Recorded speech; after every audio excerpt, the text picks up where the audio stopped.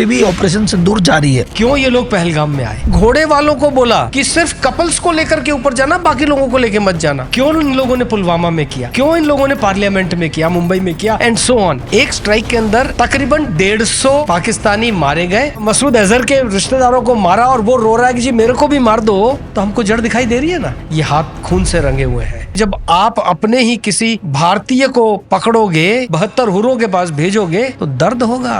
अभी बहुत सारे ऐसे लोग हैं जिन्होंने ऑपरेशन सिंदूर को अप्रिशिएट भी नहीं किया। मारे डर के, फतवा के कोई बोलता नहीं है। जो देश के मुसलमान पढ़े लिखे हैं, समझदार हैं, वक्फ बोर्ड वाले हैं, जितने हीरो हीरोइन है मुसलमान, किसी ने नहीं बोला। IMF में टोटल 20,000 करोड़ का बेल आउट मिल गया। IMF में 16% पैसा आता है, वो अमेरिका से आता है। जब जब उसने हमारे यहाँ पर ये मिलिटेंट का अटैक किया है, उसको ये लोन दिया गया है। मोदी जी अब की बार क्यों छोड़ा? तो ये सीज फायर सही है कि गलत? साम, दाम, भेद और दंड। दंड सबसे अंत में आता है। पाकिस्तान बोलता है हम खुद पीड़ित हैं। अरे अगर आप पीड़ित हो तो उन आतंकवादियों को स्टेट फ्यूनरल क्यों दे रहे हो? ये सीज फायर ऐसा है कि ट्रम्प के कहने पे हुआ। अटैक का निर्णय किसका था? ट्रम्प का तो नहीं था ना। जब हमने ठोका उनको तब तो हमने किसी से नहीं पूछा था। आज जब थोड़ा सा टेंटवा दबाया तो वो चीखने चिल्लाने लगा। आज भी हम तैयार नहीं है। अगर न्यूक्लियर अटैक होता है, आप कहाँ बचोगे, कहाँ भागोगे अगर आपके पास न्यूक्लियर शेल्टर नहीं है? तो हम बात कर रहे हैं लाहौर लेने की, POK की, तो चाइना और टर्की कूद जाते हैं। धर्म युद्ध महाभारत में भी हुआ था, आज भी धर्म युद्ध होगा। हम पाकिस्तान को मारेंगे, लाहौर पहुंच जाएंगे। लेकिन जब जब ये हुआ, कर्ण बीच में आया। पाकिस्तान का सब कुछ चीन से आता है, बचा कुचा तुर्की से आता है, और ये इसके बहुत ही क्लोज लॉयल दोस्त है। फिर दोनों न्यूक्लियर की धमकी दे रहे हैं। तो ऐसे हालात में आपका दोस्त कौन है जो कि आपकी मदद के लिए आएगा? क्या अमेरिका आपकी मदद के लिए आएगा? Question mark.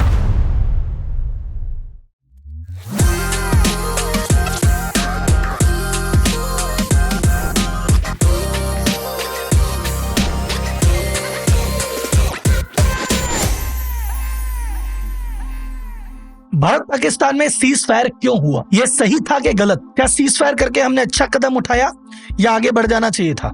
हम क्यों POK नहीं ले पाते? हमने इस अटैक में क्या पाया, क्या खोया? ये कई सवाल आपके दिमाग में घूम रहे होंगे और हर आदमी अपने हिसाब से इसके आंसर दे रहा है, और मोस्ट ऑफ द आंसर जो है वो इमोशनल है, अंदर के भाव है। बट लॉजिकल, प्रैक्टिकल और वास्तविक ग्राउंड वाले आंसर कौन देगा? वो जो आर्मी से जुड़ा हुआ होगा। इन सभी सवालों के जवाब के लिए आज हम बात करेंगे रिटायर्ड ब्रिगेडियर JS राजपुरोहित जी से, जिनको मिलिट्री का 37 साल से ज्यादा का अनुभव है, जिन्होंने सियाचिन में, नॉर्थ ईस्ट में कई काउंटर इंसर्जेंसी ऑपरेशन किए, अपने हाथ से टेररिस्ट को मारा है, जो UN पीस कीपिंग मिशन पे कंबोडिया गए हैं और UN से सम्मानित है, जिनको इंडिया के आर्मी चीफ द्वारा 4 बार एक्सीलेंस अवार्ड मिला है। असम के गवर्नर से इनको मेडल मिला है। अरुणाचल प्रदेश के गवर्नर ने इनको सिल्वर मेडल अवार्ड किया है। और ऐसा नहीं इनको सिर्फ बैटलफील्ड का एक्सपीरियंस है, इनको बोर्ड रूम का भी जबरदस्त एक्सपीरियंस है। इन्होंने कॉलेज और डिफेंस मैनेजमेंट में as a professor and HOD अपनी सेवाएं दी है, और जो प्रैक्टिकल चीज उन्होंने वहां सीखी है उनको थ्योरेटिकली पढ़ाया भी है। तो एकेडमिक नॉलेज भी है और प्रैक्टिकल बैटलफील्ड की नॉलेज भी है। 50 से ज्यादा वर्कशॉप ये RBI में, NDA में कंडक्ट कर चुके हैं। तो आइए जानते हैं कि भैया ये जो चीज हुई, इसके पीछे क्या बातें रही, क्या ये डिसीजन सही था, ये डिसीजन क्यों लिया गया, अगर वॉर बढ़ता तो इसमें क्या और होने की संभावना थी। हर देशवासी की भावना है कि भैया POK ले लो, लाहौर ले लो, बट क्यों नहीं ले पा रहे, इसके पीछे टेक्निकल दिक्कत क्या है, बात करेंगे आज के पॉडकास्ट में। वेलकम ब्रिगेडियर जीवन सर, आपका स्वागत है हमारे पॉडकास्ट में। नमस्कार, जय Hind, thank you very much. House the जोश sir? Josh is always high. Josh is on the borders. Yes. The line of control is ours, and Josh is there. Upon cease fire के बाद पहली बार एक podcast कर रहे हैं, आप भी कर रहे हैं, मैं भी कर रहा हूँ। तो ये सीज फायर की क्या इंपॉर्टेंस है, सबसे पहले अपन उस पर बात करते हैं कि ये जो सीज फायर हुआ, ये ठीक हुआ या गलत हुआ? बिकॉज कुछ लोग जो एकदम ज्यादा जोश में वो कह रहे हैं भाई साहब यार यही तो मौका था, मोदी जी हाथ से क्यों जाने दे रहे हो? 65 में भी हम छोड़ दिया, 71 में छोड़ दिया, ये हमेशा हमेशा हमारे पंजे में आता है फिर निकल के चला जाता है, मोदी जी अब की बार क्यों छोड़ा? तो ये सीज फायर सही है कि गलत? बहुत खूबसूरत, और आपने तो उठते ही, स्टार्ट करते ही सैल्वो मार दिया, और ये सैल्वो मेरे ख्याल से बहुत डीप है, समझने में टाइम लगेगा। जब हम बोलते हैं कि सीज फायर, तो सीज फायर का मतलब राहुल युद्ध रोकना। यानी अगर मैं चाणक्य नीति की तरफ से बात करूं तो साम, दाम, भेद और दंड। दंड सबसे अंत में आता है। और चाणक्य, आचार्य चाणक्य ने बोला कि जब आप दंड का इस्तेमाल करो तो इतना जबरदस्त करो कि चींटी को मारने के लिए भी हथौड़ा मारो और वो मर जाए, उठने की हिम्मत ना हो। आप बताएं, क्या आज भारत इस स्थिति में है कि हम पाकिस्तान के साथ या किसी भी देश के साथ उतना बड़ा हथौड़ा मारें जहां पे जियो पॉलिटिक्स, जियो स्ट्रेटेजी भी काम कर रही है? दो दुश्मन तो लड़ रहे हैं, हमने तो आज तक दुश्मन से लड़ाई करना नहीं चाहा। पाकिस्तान से हमारी दुश्मनी सिर्फ लाइन ऑफ कंट्रोल, टेररिज्म, उग्रवाद और पाकिस्तानी ऑक्यूपाइड जम्मू कश्मीर के बारे में है। अदरवाइज पाकिस्तान से हमारी कोई दुश्मनी नहीं है, वहां के लोगों से हमारी कोई दुश्मनी नहीं है। वो उतने ही अच्छे मुसलमान हैं जितने मुसलमान हमारे हिंदुस्तान में अच्छे हैं। सिर्फ उनका मदरसा जो कि उनको गलत राह पे ले जाता है, इंडोक्ट्रिनेशन करता है, जरूर वो असर डालता है उन लोगों की सोच के ऊपर। लेकिन उसके अलावा अगर उसने बदमाशी की, उसने मेरे पहलगाम के अंदर मेरे भाइयों को मारा, हमारे सिंदूर उजाड़े, तो क्यों छोड़ूंगा मैं उसको? और एक बार जब हमने तय कर लिया, और मोदी जी ने तो बोला भी था, छेड़ोगे तो छोड़ेंगे नहीं। और 6 और 7 की रात को आपने देखा कि हमने जो स्ट्राइक किया, हमने जो उनको मारा, 2 ही दिन बाद में उन्होंने घुटने टेक दिए। हमने एक स्ट्राइक के अंदर 9 लोग जगह पर मारा, तकरीबन 150 पाकिस्तानी मारे गए और उनमें से बहुत सारे आतंकी थे या उनके परिवार थे। तब उनको एहसास हुआ कि किसी खून के रिश्ते को खोना कितना दर्दनाक होता है। तो जब सीज फायर की बात हम कर रहे हैं तो हमारा ऑब्जेक्टिव क्या था? क्या पाकिस्तान को जीतना था? क्या लाहौर को कैप्चर करना था? हमारे स्ट्रेटेजिक ऑब्जेक्टिव्स क्या थे? हमारे नेशनल इंटरेस्ट क्या थे? क्या हमने उसको देखा? अगर हम उसको देखते हैं तो हमारा ऑब्जेक्टिव था कि पाकिस्तान में किसी तरह से टेररिज्म खत्म हो, आतंकवाद खत्म हो। यह हमारा पहला था। तो उसने पहलगाम में किया तो हमने इतना जोर से मारा कि वो आतंकवाद सिर न उठा सके, और फिर हमने उसको बोला कि अगली बार सिर उठाया तो डबल मारेंगे। तो कहने को एक तरह से हमारा ऑब्जेक्टिव वहां अचीव हो गया था। और हमने पाकिस्तान को बोला, जयशंकर साहब को आपने सुना होगा जब उन्होंने बोला, जी we have no intention of escalating this situation. हमारा कोई इरादा नहीं है कि हालात को यहां से आगे खराब किया जाए। हम तो चाहते हैं कि आतंकवाद खत्म हो। Terror and talks can not go together, और उसको लेकर के आज भी हम उसी पर कायम हैं।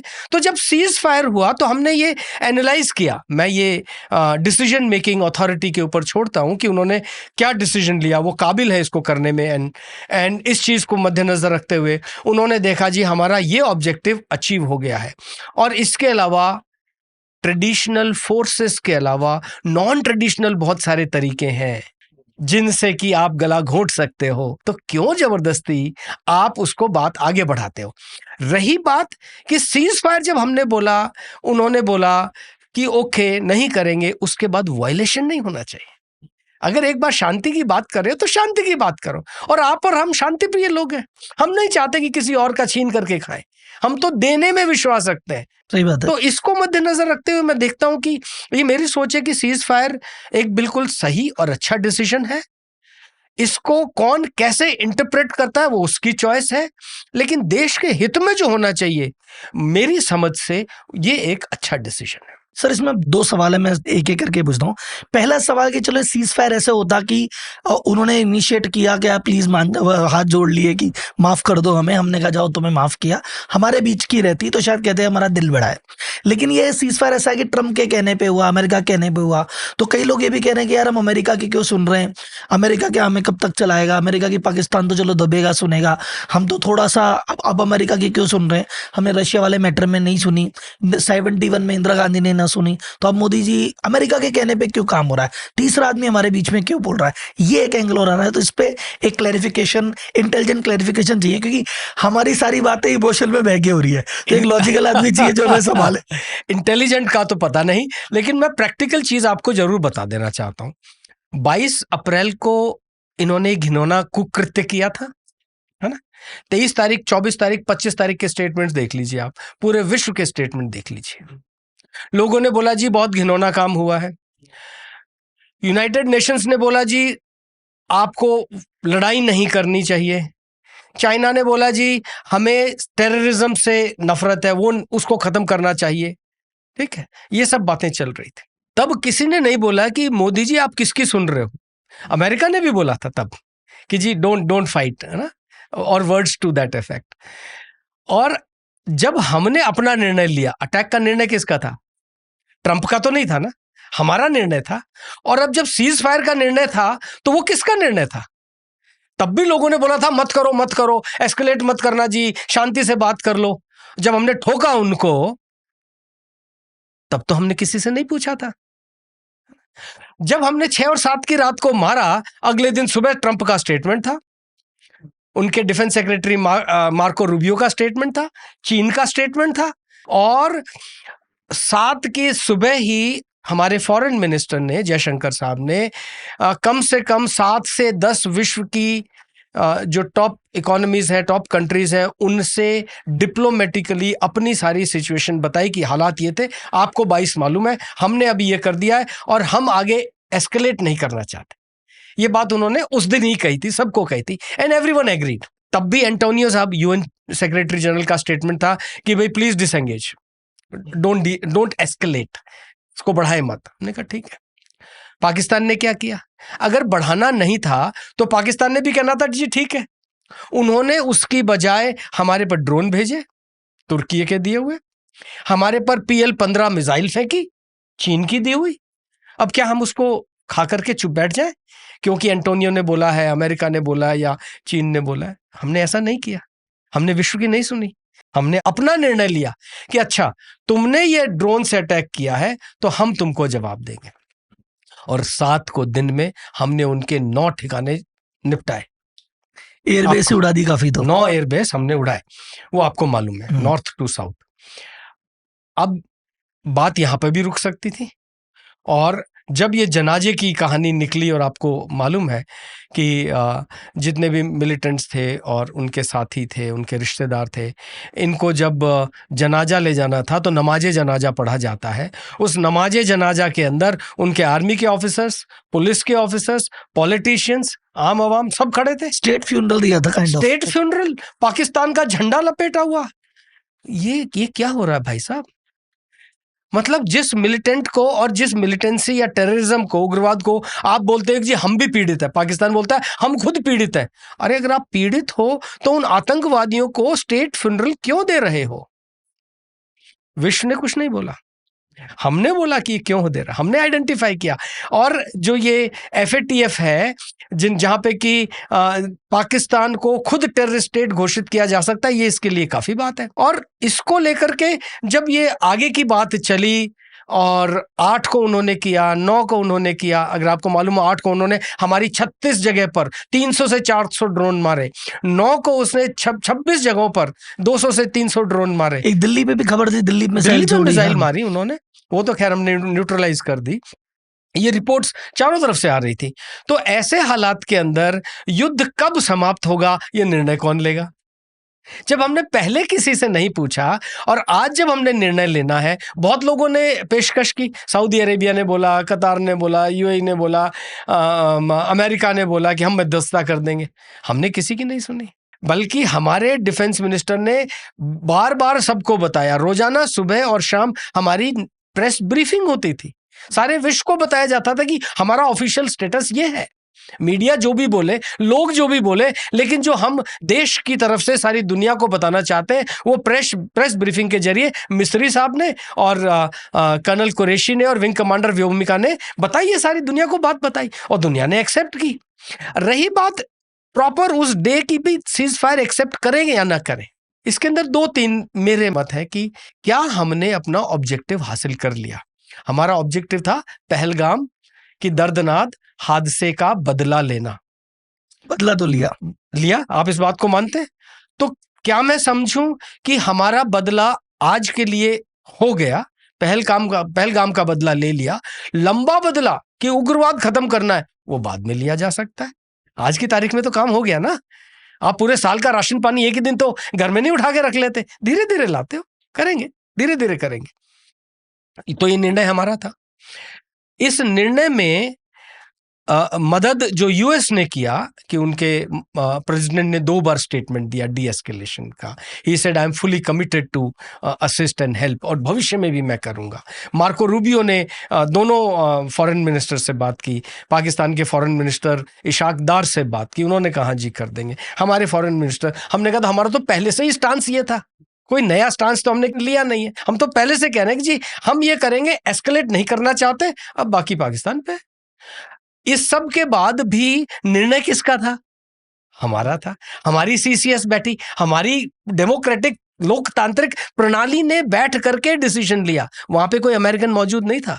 तो जब हम अपना डिसीजन पहलगाम से लेकर के अभी तक ले रहे हैं, तो उनके 1-2 स्टेटमेंट देने से मेरे ख्याल से हमारे मेजर डिसीजन लेने पर असर नहीं पड़ेगा। जो असर ये पड़ेगा कि इस कॉन्फ्लिक्ट के अंदर, इस लड़ाई के अंदर तुर्की और चाइना न कूद पड़े, उसके रिपरकशंस बिल्कुल अलग है, उसका जो आगे आने वाला असर है वो अलग होगा। तो मेरे ख्याल से इसको देखते हुए ये जो सीज फायर हुआ है, ये डिसीजन अपना ही था। और जो लोग देश के अंदर मैं नादान कहूँगा, अज्ञानी नहीं कहना चाहता, कि मोमेंट्री चीज़ नहीं मालूम है उनको, नेशनल इंटरेस्ट, नेशनल ऑब्जेक्टिव्स, और फिर पहलगाम का बदला, और फिर लाहौर पे कब्जा कर लेना, इनमें फ़र्क अगर वो कर पाए तो मेरे ख्याल से उनका डिसीजन ठीक होगा। मेरा अगला सवाल यही था, जैसे जनता भी कह रही है कि यार अब चले हुए तो हुई युद्ध में, बारी तो है हम तो कर तो रही हैं, ये हमने कर दिया, उनका एयरबेस उड़ा दिया, डिफेंस सिस्टम उड़ा दिया, ये कर दिया, वो कर दिया, तो अब पीओके भी लेके खत्म ही करो,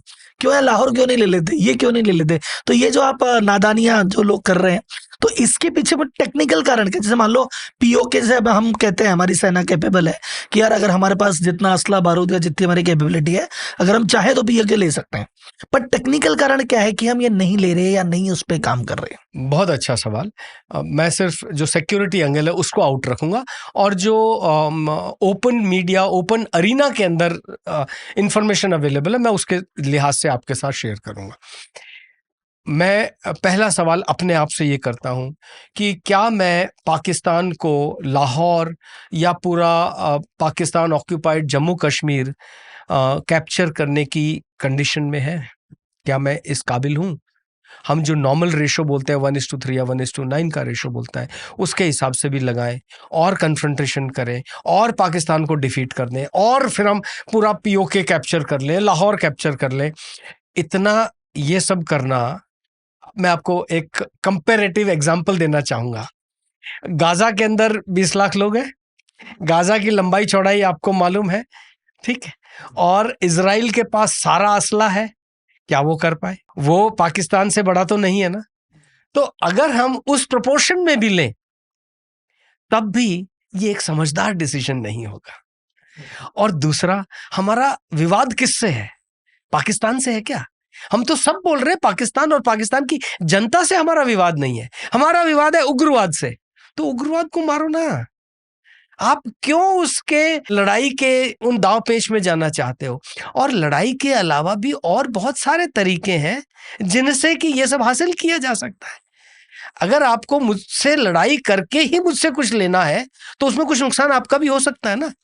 लेकिन अगर आप बाकी और तरतीब लगाओ और वही सब चीजें मैं दे दूं, क्या बेहतर होगा? मतलब डायरेक्ट करके खुद का नुकसान करने से बेटर है कि दूसरे तरीकों से ले लें। क्या हम दूसरे तरीके नहीं अपना रहे? अपना रहे। अगर अपना रहे हैं तो लड़ाई करना और विश्व को बताना कि हम एग्रेसर हैं, वो मेरे ख्याल से ग्लोबल लेवल पर ठीक नहीं होगा।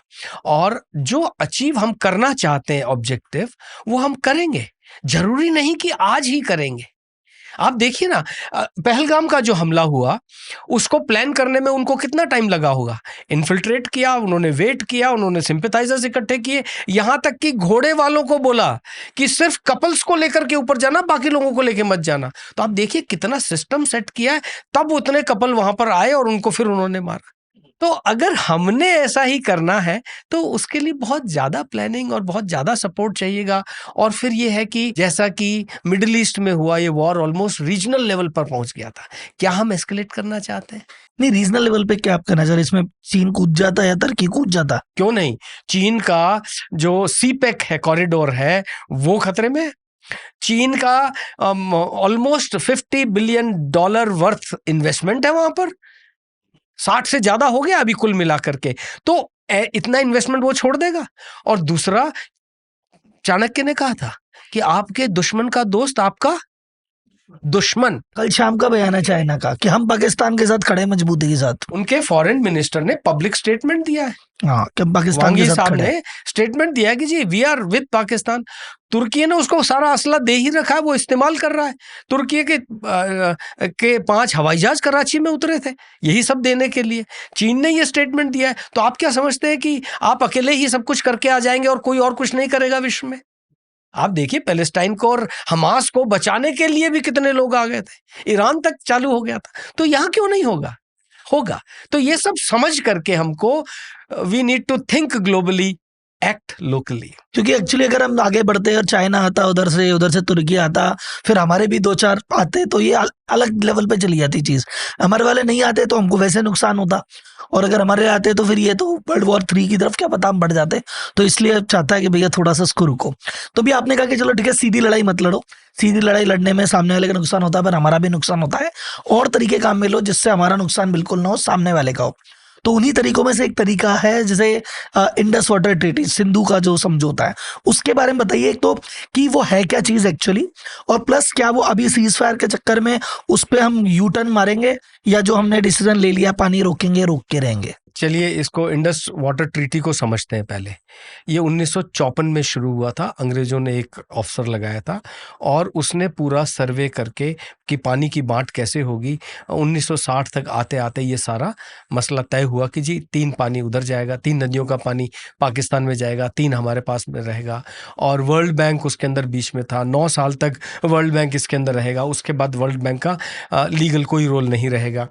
और ये देखिए कि जब से ये डिवीज़न हुआ है, जो हम पंजाब बोलते हैं, पंच आब, 5 नदियाँ, ये 5 नदियाँ जो हिमालय से निकलती हैं, भारत के हिस्से से होती हुई फिर पाकिस्तान में जाती है और अरब सागर में मिल जाती हैं। तो इसके अंदर पंजाब के अंदर अब 6 हो गई हैं। एक और नदी जो सब्सिडियरी है वो बीच नीचे से निकलती है, वो भी शामिल हो गई। तो 3 नदियाँ हमारे पास है, 3 पाकिस्तान के पास है। आप सबको नाम मालूम है उनके। 80% पानी पाकिस्तान में जाता है, 20% के आसपास पानी हमारे पास आता है। ठीक है। पाकिस्तान की तकरीबन 84 से 85% पॉपुलेशन उस पर डिपेंडेंट है। हमारी 16% के आसपास पॉपुलेशन उस पर डिपेंडेंट है। अब आप देखिए कि हमने 1960 से 65 का युद्ध लड़ा, 71 का युद्ध लड़ा, 99 में कारगिल का युद्ध लड़ा। क्या हमने इंडस वाटर ट्रीटी रोका? नहीं रोका। उसने हमारे साथ इतना घात किया, इसके बाद भी हमने उनका पानी नहीं रोका। तो धर्म के राह पर कौन चल रहा था? अपनी। और वो सारे उल्टे काम करके भी कह रहा था जी हमारा पानी मत रोको। आज जब थोड़ा सा टेंटवा दबाया तो वो चीखने चिल्लाने लगा। मुझे उनके चीखने चिल्लाने से कोई एतराज नहीं है। मैं अपना देश का जो नेशनल इंटरेस्ट है, हमारे ऑब्जेक्टिव्स हैं, उनको फॉलो करना चाहूँगा। तो अब जब इंडस वाटर ट्रीटी की बात आई और हमने बोला जी आप ऐसा कर रहे हैं, तो हम पहलगाम किया, हमने इंडस वाटर ट्रीटी रोक दी। पहली बार हुआ है इतिहास के, अब 77 साल हो गए, हमने आज पहली बार बोला है। मैं अगर वहाँ कहीं होता तो मैं 1965 में ही रोक देता। तुम युद्ध करने आए हो 65 में, हम बताते हैं तुमको। और 65 में अगर रो दिया होता तो आज वो होता ही नहीं। हमारी डिसेंसी का वो फायदा नहीं उठा सकता। आज जब हमने बोला है कि हम ऐसा करेंगे तो हम करके दिखाएंगे, और इसका अगर ये पानी हम रोक देते हैं तो निश्चित तौर पर पाकिस्तान सफर करेगा। हालांकि हमने 2015 के अंदर भी बोला था, मोदी जी ने बोला था कि पानी और खून एक साथ नहीं बह सकता। तुम खून बहाओ, आतंकवाद चलाओ और हमको तुमको पानी भी दे। फिर 2019 के अंदर हमारे वाटर मिनिस्टर थे गडकरी जी, तो उन्होंने भी बोला था कि भाई तुम्हारा पानी रोक देंगे, लेकिन एक्चुअली हमने किया नहीं। अब जब हालात ये आ गए कि आप कार्रवाई पे कार्रवाई किए जा रहे हो और हम आपके साथ कुछ भी नहीं कर रहे, यार इतने तो साधु संत हम नहीं है, माफ कीजिएगा। और अब जब हमने रोका तो आपको रोने चिल्लाने की जरूरत नहीं है, या तो अपने आप को ठीक करो वरना पानी रोक देंगे। अच्छा, जो ये कितना प्रैक्टिकल है, कब तक रुक जाएगा या रुक गया है, अभी कितना एक्शन इस पे हो गया है? यहाँ अभी थोड़ा सा गैप मुझे नजर आता है कि जब से 2015 से ये स्टेटमेंट दिया है तब से अभी तकरीबन 10 साल होने जा रहे हैं। और जो 3 नदियां हमारे पास है, सतलज, रावी और ब्यास, ये 3 हमारे पास है। हमने इन 3 पे डैम बनाए। हमने चिनाब और झेलम के ऊपर भी डैम बनाए। एक नीलम वैली के अंदर भी डैम बना हुआ है। और ये सब हम अपने इरिगेशन के लिए बहुत लिमिटेड काम में ले रहे हैं। हम इनको बिजली पैदा करने के लिए ज़्यादा इस्तेमाल कर रहे हैं, और अगर हम इनका ये पानी रोकते हैं तो इसका मतलब ये हुआ कि वहाँ पर वो डैम बना हुआ हो और वो पानी वहाँ से निकल करके या तो किसी कैनाल में चला जाए या किसी दूसरी नदी के अंदर चला जाए, ताकि वो पानी पाकिस्तान में ना जाए। तो प्रैक्टिकल हालात को देखते हुए जो उत्तरी हिमालय की नदियां हैं, इंडस सिंधु नदी, झेलम नदी और कुछ हिस्से तक चिनाब नदी, ये पहाड़ों की नदियां हैं। तो पहाड़ काट करके इस पानी को दक्षिण में लाना या हमारी रिवर लाइन से मिलाना काफ़ी मुश्किल काम है।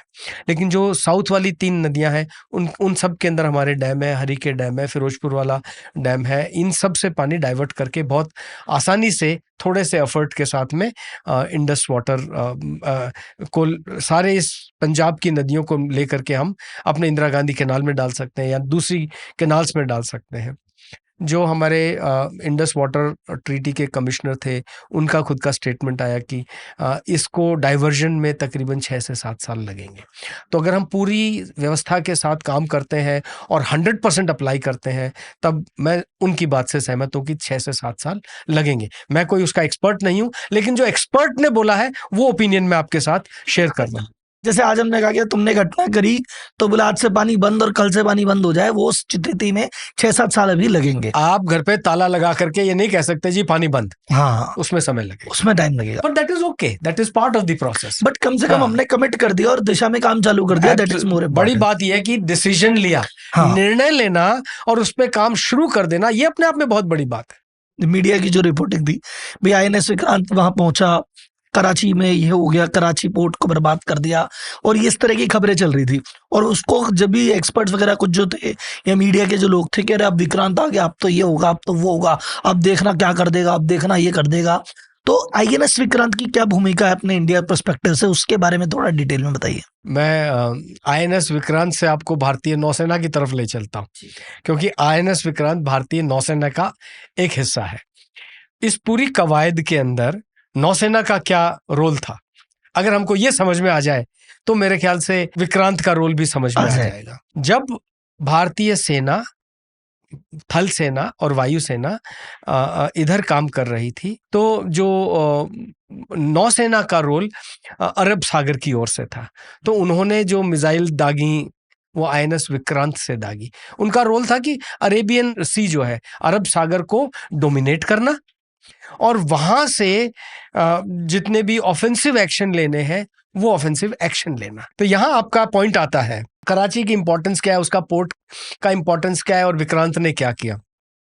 जो भारतीय नौसेना का रोल था वो क्लियर हो गया कि अगर वहां पे वो ब्लॉकेड लगा देते हैं, एक्चुअल ऑर्डर्स और वो क्या है, वो सिक्योर होने की वजह से उनको सेफ्टी सिक्योरिटी ऑफ इंफॉर्मेशन के लिहाज से उनको बेहतर मालूम है। एज ए लेमैन भारतीय मैं समझता हूँ कि अरब सागर के अंदर अगर वो पाकिस्तानी जहाज़ों को नहीं आने देते हैं, मर्चेंट शिप्स नहीं आते हैं, एज इट इज़ लड़ाई के डर से कोई भी व्यापारी शिप नहीं आएगा, कोई भी जहाज़ नहीं आएगा, तो वो वैसे ही भाग गए, तो उनका पाकिस्तानियों का दाना पानी तो वैसे ही बंद हो गया, आधा काम तो उसी में निपट गया। रही बात एक उस इलाके में जाकर के ऑपरेट कौन करेगा, तो INS विक्रांत जब चलता है तो अपने साथ के अंदर वो पूरा का पूरा समुद्री बेड़ा साथ में लेके चलता है, यानी बहुत सारे अलग अलग जहाज है जो उसके चारों तरफ चलते हैं। और INS विक्रांत आप सबको मालूम है कि एयरक्राफ्ट कैरियर है, वहां से हवाई जहाज टेक ऑफ कर सकता है, रफाल टेक ऑफ कर सकता है और वहां से जाकर के जहां चाहे बॉम्ब ड्रॉप कर सकता है, वापस आ सकता है। उसके पास काबिलियत है कि हवाई जहाज ना भेजे, सीधी मिसाइल भेजे। जो जिस ब्रह्मोस की बात हम कर रहे हैं वो नेवल वर्जन भी है, भारतीय नौसेना के पास भी वही ब्रह्मोस है जिसका इनॉग्रेशन कल DRDO में लखनऊ में राजनाथ सिंह जी ने किया। उसका जो नेवल वर्जन है वो उनके पास में, वो उसका इस्तेमाल कर सकते हैं। तो अगर वो इस इलाके में को डोमिनेट करते हैं तो पाकिस्तान के पास दाना पानी बंद हो गया आना। तो इस पूरी हालात को अगर देखें तो INS विक्रांत एक वो जहाजी बेड़ा है जो इस काबिल है कि पाकिस्तान की नेवी को और पाकिस्तान के जितने भी पोर्ट हैं उनको धराशायी करने में सक्षम है। तो नेवी के और एयरफोर्स के दोनों के जहाज मिलकर के और उनकी मिसाइल्स मिलकर के वहां ऑपरेट करते हैं तो वो अपना काम बहुत ही आसानी से कर सकते हैं और उन्होंने एक झलक दिखा दी है। वैसा INS विक्रांत की झलक ही खतरनाक है, मतलब वो जब उसका मूवमेंट दिख जाता है तो सामने वाले के पसीने आ जाता है कि भाई ये क्या चीज आ गई। अच्छा सर, आईएनएस विक्रांत के अलावा और उनके हमने जिन जिन एयरबेस पे अटैक किया उनकी क्या इंपॉर्टेंस थी क्रिटिकल, कि हमने क्या क्या चीज कर दी? पाकिस्तान के पास टोटल 40 छोटे बड़े पाकिस्तान एयरफोर्स के बेसेस हैं, और उनमें से तकरीबन 15 तो ऐसे हैं जो कि पूरी तरह ऑपरेशनल्स हैं और हर किस्म का हवाई जहाज वो हैंडल कर सकते हैं। क्योंकि किसी भी एयरबेस के ऊपर, एयरफोर्स के एयरबेस के ऊपर फाइटर एयरक्राफ्ट्स को रखने का बंदोबस्त होना चाहिए, उनके पैंस होने चाहिए जहाँ पे रात को रखा जा सके या कवर के अंदर रखा जा सके। उसके अलावा उनके पास में फ्यूल डंप होना चाहिए, एम्यूनिशन डंप होना चाहिए। वो मिसाइल्स विलाइल्स कहाँ रखेंगे जब लेके जाना है, तो वो सब उन जगहों पर होना चाहिए। तो उनके कुछ एक एयरफील्ड जो हमने धराशायी किए हैं वो सब इसमें शामिल है। लाहौर, सियालकोट, सरगोदा, गुजरावाला, ये सारे उसी सीक्वेंस के अंदर आते हैं और वो हमने काफ़ी इफेक्टिवली डिस्ट्रॉय किए हैं। और इसके अलावा मैं एक और पॉइंट ऐड कर दूं, आज ही सुबह मैं न्यूज़ में सुन रहा था कि जब भी किसी एयरपोर्ट को आपने धराशायी बोलते हैं कि डिस्ट्रॉय कर दिया, तो उसका मतलब क्या हुआ कि एक एयरपोर्ट पे बहुत सारे एस्टेब्लिशमेंट्स हैं, डिपार्टमेंट्स हैं। एक एटीसी टावर है, एक फ्यूल डंप है, एक एम्यूनिशन डंप है, एक रनवे है, कहीं पे डबल रनवे है, फिर पैंस है, एयरक्राफ्ट के पैंस हैं, सब मिला करके बहुत कम्युनिकेशन टावर है, कमांड एंड कंट्रोल सेंटर्स हैं। तो ये सब बहुत सारे, तो इस सब के अंदर हर एयरपोर्ट के ऊपर, पाकिस्तान के एयरफोर्स के एयरपोर्ट पे ये तय किया जाता है एयरबेस पर कि इनके अंदर सबसे क्रिटिकल चीज़ क्या है जिसको गिराने से ये ठप हो जाएगा। वो आइडेंटिफाई किया जाता है, वो अब हमारी एयरफोर्स और हमारी वो काबिल है उसको निकालने के लिए। और जब इन्होंने ये स्ट्राइक किया है तो उसी क्रिटिकल पॉइंट के ऊपर स्ट्राइक किया है और उसके साथ के और जो जगह उन पर स्ट्राइक किया है, इसलिए हम कह सकते हैं कि वो धराशायी हो गए। वरना कई अगर आप बोलते हैं कि जी रनवे तोड़ दिया, तो रनवे को रिपेयर किया जा सकता है 12 घंटे के अंदर, 24 घंटे के अंदर वो रिपेयर किया जा सकता है। लेकिन अगर आपने उसे कमांड कंट्रोल टावर या एटीसी टावर गिरा दिए तो उसमें टाइम लगता है। सर, जो 10-15 दिन युद्ध का माहौल रहा, इसमें मीडिया की काफी भूमिका के बारे में सवाल काफी उठे।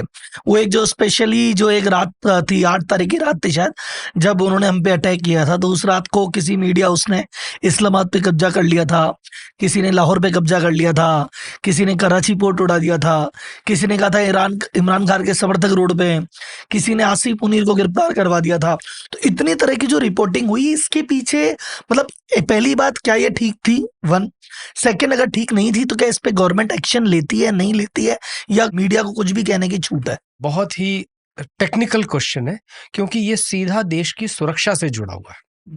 सुरक्षा से जुड़ा हुआ है कि आपने देखा होगा कि सरकार ने नोटिस जारी किया कि आप कोई भी मीडिया सायरन अपने पीछे नहीं करेगा। ये इंस्ट्रक्शन आए ना, उन्होंने बोला कोई भी मीडिया लाइव वीडियो नहीं दिखाएगा, ये इंस्ट्रक्शंस थे। और कोई भी मीडिया हाउस अगर इसको वायलेट करेगा तो उसके खिलाफ लीगल एक्शन तुरंत लिया जाएगा। ये तो एक पहली बात। दूसरा, मीडिया हाउसेस का एम क्या है? मीडिया हाउसेस का एज ए जर्नलिस्ट अगर आप चाहें तो आप सब कुछ रिपोर्ट करें, लेकिन आप देश की सुरक्षा को मद्देनजर रखते हुए करेंगे, तब तक तो सब ठीक है। लेकिन जब मीडिया हाउस अपने टीआरपी जुटाने लगता है और उस चक्कर में वो अपने ऑडियंस को लुभाने लगता है, वहाँ थोड़ा सा हमको जो ललक है या ग्रीड है वो लालच छोड़ देना चाहिए और उसकी जगह नेशनल इंटरेस्ट को ध्यान देना चाहिए। अगर मैं इसी का आपको पैरेलल देना चाहूँगा, आपने रूस और यूक्रेन का युद्ध बहुत डिटेल में देखा, इजराइल और हमास का देखा। आप इजराइल की कोई भी आप वेबसाइट बता दो, कोई भी मीडिया हाउस बता दो, उनका स्टेट डिपार्टमेंट का जो वॉइस है या वीडियोस है, कोई भी दिखा दो जिसने कभी ऐसा स्टेटमेंट दिया हो। They are extremely well controlled media. हमारे लोकतंत्र के चक्कर में सब कुछ फ्री है, ऐसा नहीं करना चाहिए। हमको लोकतंत्र में ज्यादा जिम्मेवारी है, क्योंकि किसका है ये? By the people. आप और मैं भी सरकार का हिस्सा है, आपकी और मेरी जिम्मेवारी है सुरक्षा की। और अगर ये जर्नलिज्म या गलत जर्नलिज्म करने वाले हैं, उनको रोकना बिल्कुल फर्ज है। आप ये मान के चलो, इन्होंने टीआरपी के लिए किया, तो मुझे लगता है इनकी टीआरपी गिरी है, क्योंकि जैसे उस दिन रात को मैं 1:30-2 बजे तक जग रहा था, और यार ये हो गया, अरे यार ये हो गया, अरे यार ये हो गया। फिर अगले दिन सुबह उठ के पता पड़ा रहे तो कुछ भी नहीं हुआ था, ये तो झूठ बोल दिया। तो गई ना उसकी खुद की क्रेडिबिलिटी। मैंने टीवी ही नहीं देखा, मैंने वो जितने भी 3-4 बड़े बड़े चैनल हैं, मैंने कहा यार अब इनको देखने से मतलब नहीं है, अब तो जब गवर्नमेंट की ब्रीफिंग होगी तो उनकी बात सुन लेंगे, बाकी किसी की सुननी नहीं। तो उनकी टीआरपी एक दिन बढ़ा ली होगी उन्होंने, पर क्रेडिबिलिटी उन्होंने जीवन भर के लिए खो दी। वो अपने आप खोते थे। मैं खुद बहुत सारे चैनल्स पर बोलता था, लेकिन मैं अपने देश की सुरक्षा और अपनी इज्जत को ध्यान में रखते हुए बोलता था। आप मेरे से जो मर्जी सवाल पूछ लो, क्योंकि आप जर्नलिस्ट हैं, क्योंकि आप मीडिया हाउस हैं, आप लोकतंत्र में कुछ भी बोल सकते हैं। लेकिन मैं भी आपके जैसा ही एक जिम्मेवार नागरिक हूं, और मैं वो करूंगा जो देश के हित में। और इस हित के अंदर अगर कोई भी गलत जाता है तो ये बहुत ही क्रिटिकल टाइम है। देश की सुरक्षा हम दांव पे नहीं लगा सकते, और वो चाहे आप हो, चाहे मीडिया हो, चाहे कोई भी इंसान हो। तो सर एडवाइजरी आना तो एक अलग बात है कि ये मत दिखाना, वो मत दिखाना, है तो एक्शन लेंगे। ये तो दिखा चुके, तो उस घटना का बाद में कभी 2 दिन बाद 10 दिन बाद कुछ तो एक्शन होगा उन पे, नहीं होगा, बच गए। हमारा लोकतंत्र थोड़ा सा ढील देने वाला है, इतना कहना चाहूंगा। और बहुत कुछ कहा जा सकता है, वो मैं कहना नहीं चाहूंगा। लेकिन आप यही लोकतंत्र इंग्लैंड में देख लीजिए, अमेरिका में देख लीजिए, सिंगापुर में देख लीजिए। क्या मजाल कोई भी नागरिक रूल से हट करके कुछ कर ले, तुरंत उठा लिया जाएगा, हाथों हाथ एक्शन होगा, और शाम तक या अगले दिन सुबह जजमेंट सुना दिया जाएगा आपके खिलाफ या आपके फेवर में। भारत के अंदर वो नहीं हो पाता है।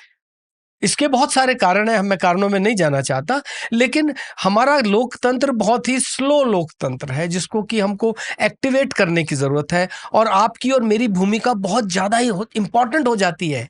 हमारी 70% जनता तो गांव में रहती है। आज भी हमारे लोग इतने सीधे हैं कि आपको सब कुछ बता देंगे। मैं आपको छोटा सा एग्जाम्पल देना चाहूंगा। हम लोग राजस्थान में हैं, न्यूज में आया कि जी बालोतरा से एम्बुलेंस की और इवैक्यूएशन की प्रैक्टिस की जाएगी, क्योंकि बाड़मेर के अंदर, जैसलमेर में स्ट्राइक हो सकती है। क्या करें? तो एसडीएम साहब ने सभी जगहों की एम्बुलेंसेस, और बालोतरा से एम्बुलेंसेस उन्होंने अलग अलग जगह भेजी। मेरा उनसे सवाल था कि साहब आपने इस इंसिडेंट से पहले कब भेजी थी? क्या साहब कभी जरूरत ही नहीं पड़ी। मैंने कहा जरूरत क्यों नहीं पड़ी? साहब कभी लड़ाई नहीं हुई। तो मैंने कहा आज क्यों भेज रहे हो? आज जब लड़ाई हो रही है तो उसके लिए आप 5 साल पहले से तैयारी करते, तो हर गांव वाले को तैयार करके रखते कि साहब जब लड़ाई होगी तो ABCD ये कार्रवाई होगी, SOP ये होगी, एम्बुलेंस ऐसे जाएगी, बाकी गाड़ियां ऐसे जाएगी, डॉक्टर यहां से आएगा, यहां से आएगा। हमारे यहां वो सिस्टम हमने परफेक्ट नहीं किया है। हमारे हॉस्पिटल्स तैयार नहीं है। अगर मास कैजुअलिटीज आती हैं तो हॉस्पिटल्स तैयार है क्या? आप बताएं। कोविड के अंदर हुआ, हॉस्पिटल्स तैयार थे क्या? वही बात है कोविड कि के बाद जाके थोड़ी बहुत तैयारी करी। बाद क्यों? मैं कह रहा हूं बाद क्यों? यही तो लोकतंत्र की मजबूती है कि हादसा होने से पहले अगर हम तैयार हैं तो हादसे से अच्छे से निपट पाएंगे। जैसे भी मॉक ड्रिल भी काफी जगह हुई, तो जैसे जयपुर का भी ऐसा बता रहे थे कि मान लो जितने सायरन की जरूरत थी उतने सायरन थे नहीं, और जितने सायरन थे उसमें से आधे बज नहीं रहे थे। तो पता चला, बोले अरे पहले तो होने में ही आधे हैं, फिर चल रहे भी आधे हैं, तो मॉक ड्रिल में बता पड़ा अरे गड़बड़ है क्या। तो लेकिन मॉक ड्रिल में जो नहीं चल रहे थे उसको चलाया, जो कम थे उसको मंगाया। तो मॉक ड्रिल के चक्कर में वो जो तैयारी नहीं होनी थी वो जाके ये बहुत अच्छी बात है। ये बहुत अच्छी बात है कि इस बहाने तैयारी हो गई। और इस बार जब लड़ाई हुई और मिसाइल्स गिरी, आप देखिए ना, 71 के बाद में जो लोग पैदा हुए हैं, बेबी बूमर्स हैं या मिलेनियल्स है, हम भी 89 है। हाँ, तो या मिलेनियल्स है, तो इन लोगों ने तो लड़ाई देखी नहीं है।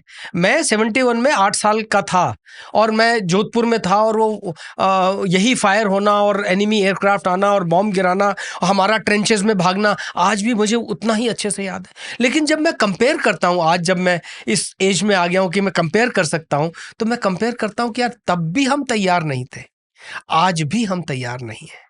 तो जब हम लोकतंत्र की बात करते हैं ना, और कहते हैं कि जयपुर के अंदर, जोधपुर के अंदर हर घर के पास ट्रेंच होनी चाहिए, कितने घरों के अंदर है? कहां बचाने जाओगे? अगर न्यूक्लियर अटैक होता है आप कहां बचोगे, कहां भागोगे? अगर आपके पास न्यूक्लियर शेल्टर नहीं है तो आज हम तोलते हैं पैसे से कि साहब पैसा आ जाए तो सब हो जाए। न्यूक्लियर शेल्टर जान नहीं दे सकता। अगर बॉम्ब गिर गया तो वो शेल्टर है तभी जान बचेगी, नहीं तो थैंक यू वेरी मच। तो वो चीज हमको समझने की जरूरत है, उसकी तैयारी करने की जरूरत है। और जब पूरा देश जागृत रहेगा ना, क्या मजाल कोई हमारी तरफ देख ले। मेरे को तो नहीं लगता न्यूक्लियर की कोई तैयारी भी है भाई। सीमावर्ती इलाके में तो कम से कम ट्रेंचेस बनाओ। जयपुर में नहीं है न्यूक्लियर का तो किसी ने कोई प्लान ही नहीं किया। बोले यार कौन ही चलाएगा। मैं आपको बताऊं, आप इस बार बजट अलॉट करवा दीजिए, ट्रेंचेस बनवा दीजिए। अगले 2 साल में वो ट्रेंचेस टूट जाएंगी, बजट मेंटेनेंस ये वो वहीं का वहीं धरा रह जाएगा। आप कोई भी पब्लिक सर्विस देख लीजिए।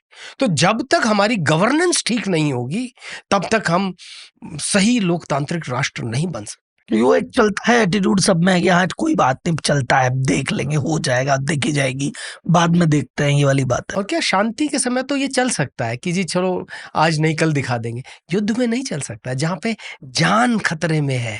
और आप तो एनिमी से घिरे हुए और बैठे हो, उसके बाद अगर आपको नहीं पता, अब पाकिस्तान अटैक करता ही रहता है, उसके बाद अगर तुम्हारे बॉर्डर वाले एरिया पे तुमने ज्यादा वर्किंग नहीं कर रखी तो फिर कब करोगे, कहाँ करो? हमको करनी होगी, तैयारी करनी होगी। सर अभी इंडिया के डिफेंस सिस्टम पे मैं बहुत लंबी चौड़ी बात करना चाहता हूँ आपसे कि हमने जैसे हम कहते हैं कि जब इसराइल गाजा के वॉर की वीडियोस आते थे कि यार गाजा ने कितनी मिसाइल छोड़ी और इसराइल ने क्या डिफेंड किया, यार हम कहते वाह यार क्या इसराइल, यार मजा आ गया, काश हमारे पास होता। हाँ, आयरन डोम हाँ, होता। और हमें तो पता ही नहीं था कि हमारे पास है। तो वो अपने डिफेंस पे काफी बात करेंगे, बट एक चीज जो मैंने 10 दिन से मैं मीडिया सुन रहा हूँ, कई एक्सपर्ट को सुन रहा हूँ, किसी ने वो बात नहीं कही, आपने अकेले ने कही है, तो मैं उस पर थोड़ा सा डीप में बात करना चाहता हूँ कि युद्ध अगर 5-10 दिन और लंबा चलता है, या हम मान लो हमारी सेना मूव कर जाते, टैंक मूव कर जाते, हम बात कर रहे हैं लाहौर लेने की या पीओके की, तो चाइना और टर्की कूद जाते हैं। तो ये इस पे थोड़ा सा एलोबरेट और करेंगे। मैं फिर कहता हूं हमको पहले ग्लोबल लेवल पे सोचने की जरूरत है कि नेशनल इंटरेस्ट से स्ट्रेटेजी क्या है, देश के लेवल की स्ट्रेटेजी क्या है, कि हमको अगर राष्ट्र को एक बहुत विकसित राष्ट्र या 2047 में भारत विकसित बनना चाहता है, उसका मतलब क्या है? उसका मतलब है कि हम दुनिया की सुपर पावर है, सबसे बड़ी अर्थव्यवस्था, सबसे बड़ी सेना प्रणाली, सबसे बढ़िया सिस्टम्स देश के अंदर हो। क्या उसका मतलब है कि हमारे गांव वाले गरीब रहेंगे? क्या हम उसके लिए तैयार हैं? सवाल है। हम तैयारी कर रहे हैं, बहुत बढ़िया बात। जब युद्ध की बात आती है, मैं इसी को कोरिलेट करना चाह रहा हूं। जब युद्ध की बात आती है और हम कहते हैं जी लाहौर ले लेंगे, आप ले लो लाहौर, आपके पास सेनाएं हैं, आप अटैक करोगे, पाकिस्तान भी अटैक करेगा और आपकी युद्ध होगा। धर्म युद्ध महाभारत में भी हुआ था, आज भी धर्म युद्ध होगा और कौरव हारेंगे, पांडव जीतेंगे, हम पाकिस्तान को मारेंगे, लाहौर पहुंच जाएंगे। लेकिन जब जब ये हुआ, कर्ण बीच में आया। कर्ण वो ताकत थी जो अर्जुन को हिला सकती थी। क्या किया कृष्ण ने? कृष्ण ने धर्म के खिलाफ जाकर के कर्ण को मरवाया। और हम सबको मालूम, मैं किसी की वो नेगेटिव बात नहीं करना चाहता, लेकिन ये हकीकत है जो हुआ। आज के परिप्रेक्ष्य में क्या होगा अगर मैं वहां जाऊंगा, तो वो कौन सा कर्ण है जो बीच में आएगा, वो कौन सी ताकत है जो उसको रोकने के लिए बीच में आएगी? और उसके पास दो बहुत स्ट्रॉन्ग सपोर्टर्स हैं। पाकिस्तान का 80% असला, हथियार, बारूद, हवाई जहाज, ट्रेनिंग, सब कुछ चीन से आता है। अगर आप देखें पिछले 10 साल में अगर देखें तो पहले 70% था, अभी 81% हो गया। बचा कुचा तुर्की से आता है और ये इसके बहुत ही क्लोज लॉयल दोस्त है। और ऐसा नहीं है कि वो बहुत जिगरी दोस्त है जी, दिल से दिल मिले हुए हैं, ऐसा कुछ नहीं है। चाइना उइगुर रीजन के अंदर, शिनजियान प्रोविंस के अंदर जो मुसलमान है उनको छिपता है, वो पब्लिक में कहीं नमाज नहीं पढ़ सकते, तो उनका मुसलमानों से और पाकिस्तान से ऐसा कोई प्यार नहीं है। उसका प्यार सिर्फ अपने नेशनल इंटरेस्ट से है कि मैं पाकिस्तान के जरिए अपना तेल अरब सागर से सीधा सड़क के जरिए अपने यहाँ ले जाऊंगा, वो इंटरेस्ट है उसका। चूंकि पाकिस्तान मिडिल ईस्ट के अंदर और इस रीजन के अंदर स्ट्रेटेजिकली लोकेटेड है, इसका लोकेशन बहुत क्रूशियल है इसकी और अफगानिस्तान की, इसलिए इन जगहों पर हमेशा लड़ाई होती है। तो उसका इंटरेस्ट उसके अंदर है। आप देखिए पाकिस्तान के अलावा अफगानिस्तान के अंदर चाइना ने इन्वेस्टमेंट कर रखा है जबरदस्त, वहां पे मिनरल्स निकालने की उन सब की कार्रवाई चल रही है उसकी, जबकि वहां पे कोई युद्ध नहीं चल रहा। तो पाकिस्तान उसका बहुत अच्छा अलाय है, दोस्त है, तो वो युद्ध में उसकी मदद के लिए आएगा। और अभी थोड़ी देर पहले हमने बात की कि आपके दुश्मन का दोस्त आपका दुश्मन हुआ, और हमारे केस में तो उत्तर में और पश्चिम में दोनों ही दुश्मन है और दोनों ही आपस में दोस्त हैं। और अगर वो दो दोस्त मिल जाते हैं, आपके खिलाफ ही तो एक्शन होगा। सही बात। क्या हो कि अगर पाकिस्तान से आप लड़ रहे हैं और उत्तरी या उत्तर पूर्वी सीमा चीन खोल देता है, वो उधर कहीं हमला करता है, आपको क्या करना पड़ेगा? आपकी फोर्सेस जो ईस्टर्न कमांड और दूसरी हैं, उनको चाइना को टैकल करने जाना पड़ेगा और कुछ हिस्सा आप पाकिस्तान की तरफ लगाएंगे। फिर दोनों न्यूक्लियर की धमकी दे रहे हैं। चाइना यूनाइटेड नेशंस के अंदर भी परमानेंट मेंबर है, वहां पे आपकी नहीं चलने दी है, आज तक नहीं चलने दी, आगे कहां चलने देगा, आपकी कोई बात एक्सेप्ट नहीं की। तो ऐसे हालात में आपका दोस्त कौन है जो कि आपकी मदद के लिए आएगा? 1971 में अमेरिका ने अपना जहाजी बेड़ा भेज दिया था हमारे खिलाफ एक्शन करने के लिए, ठीक है। इस बार चीन करेगा पाकिस्तान की मदद के लिए, हमारी मदद के लिए तब रूस आया था। कल कौन आएगा? कल कौन आएगा? क्या रूस आएगा? और हमारा अमेरिका तो नया नया दोस्त बना है, और वो अपने बिजनेस के लिए बना है, अपना इन्वेस्टमेंट इंडिया में करना चाहता है, यहां से पैसा बटोर के ले जाना चाहता है। क्या अमेरिका आपकी मदद के लिए आएगा? Question mark. क्या रशिया आ पाएगा इस समय यूक्रेन के टाइम पे? जब यूक्रेन चल रहा है और रशिया और चाइना आपस में दोस्त है, दोनों अमेरिका के खिलाफ है, इजराइल के खिलाफ है ना। ऐसे हालात के अंदर रशिया कितना परसेंट आ पाएगा, अमेरिका कितना परसेंट आ जाएगा? हमारी आई एम श्योर कि डिप्लोमेटिक टॉक्स हो रही हैं और इन दोनों से हमारे बहुत जबरदस्त रिलेशंस हैं और वो आएंगे, लेकिन आज की तारीख में मेरी मुट्ठी में नहीं है। लेकिन पाकिस्तान के साथ ये तो दिख रहा है। तो ऐसे हालात में जबकि आपको लग रहा है कि युद्ध उस लेवल तक पहुंच जाएगा, तो क्या आप रिस्क लेना चाहोगे? सही बात है। और अभी तो हमारी जर्नी 247 की है, 2047 की, कि अभी तो पहले इकोनॉमी और मजबूत हो जाए। अभी 4 ट्रिलियन है, 10 ट्रिलियन के बाद बात करते हैं, 15 ट्रिलियन के बाद बात करते हैं, फिर बात कुछ और होगी। जी, अभी तो हमारा पहला मुद्दा ये था कि हम पहलगाम का बदला लें। अब जब बदला ले लिया है तो आप इसको क्यों जबरदस्ती झगड़ा बढ़ाना चाहते हो? मैं इस बात पे आर्ग्यू करना चाहता हूं कि हम क्यों बढ़ाना चाहते हैं? क्या हासिल कर लोगे? जो आप दूसरे तरीकों से हासिल नहीं कर सकते, उसी को तो आप युद्ध से हासिल करना चाहते हो। लेकिन हमारे पास इतने दूसरे तरीके हैं कि आप युद्ध क्यों करना चाहते हैं? इंडस्ट्री के अलावा और क्या क्या तरीके हैं अपने पास, अगर अपन बात करें? इतने तरीके हैं चाणक्य ने अर्थशास्त्र के अंदर इतने तरीके बता रखे हैं, और मुझे लगता है कई दफे जब मैं प्रणाली को देखता हूं तो इतने सारे तरीके मुझे लगते हैं कि जो हो सकते हैं, और बहुत सारे हो रहे हैं। वो चाहे अरब सागर का ट्रेड हो, चाहे इंडस वाटर ट्रीटी हो, आप देखिए कि 100% रुक गया सर 100% अरब सागर का ट्रेड, या उस प्रोसेस में ही या रुक चुका है? अभी status, let us reserve the comment, क्योंकि ये अभी कार्रवाई चल रही है। पर जो विदित है, जो दिखाई देता है, वो है कि ऐसे युद्ध के हालात में कोई भी देश अपना व्यापारी जहाज कराची नहीं भेज सकता, नहीं भेज पाएगा, नहीं भेजना चाहेगा। मैं क्यों जाऊंगा जहां पे झगड़ा हो रहा है? सही बात। कहीं पिट गई मेरे पड़ गई तो टूरिस्ट ही नहीं आ रहे। हाँ। दूसरा, जो हमारा एक्सपोर्ट इंपोर्ट था पाकिस्तान के साथ में, हमने इनको मतलब एफटीए दे रखा था, फ्री ट्रेड एग्रीमेंट कर रखा था, कि पाकिस्तान का जो सामान आता था हम उसके ऊपर पाकिस्तान को टैक्स देते थे। हमारा जो पाकिस्तान के अंदर सामान जाता था उस पर हम उससे कोई टैक्स नहीं लेते थे, और वो हर वॉर के बाद में उसको फायदा उठाया जा रहा था। अब जैसे ही हमने बोला no FTA, no export, no import, उसके यहाँ पे आटा, नमक, अनियन, प्याज, टमाटर सब बंद हो गए। तो ये बहुत बड़ा झटका है उनके लिए, उनको समझना चाहिए। और वो कहां से लाएगा?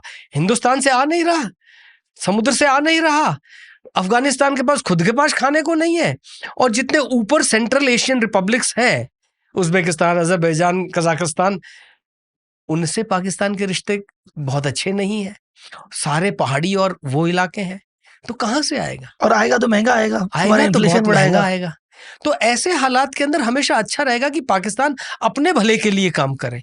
और इसके अलावा जो आजकल जैसे डिजिटल अटैक किया, साइबर अटैक चल रहा है, एक डिजिटल अटैक किया, तो जिसके अंदर हमने उनका सारा जो ऑनलाइन वाला रिश्ता है ब्रेक, उनका आधा रेवेन्यू वहां से बंद हो जाएगा, उनके एक्टर एक्ट्रेसेस, डिजिटल स्ट्रीम पे जो उनके सीरियल्स बैन किए, कंटेंट बैन किया, ट्विटर अकाउंट बैन किया, बहुत सारी चीजें।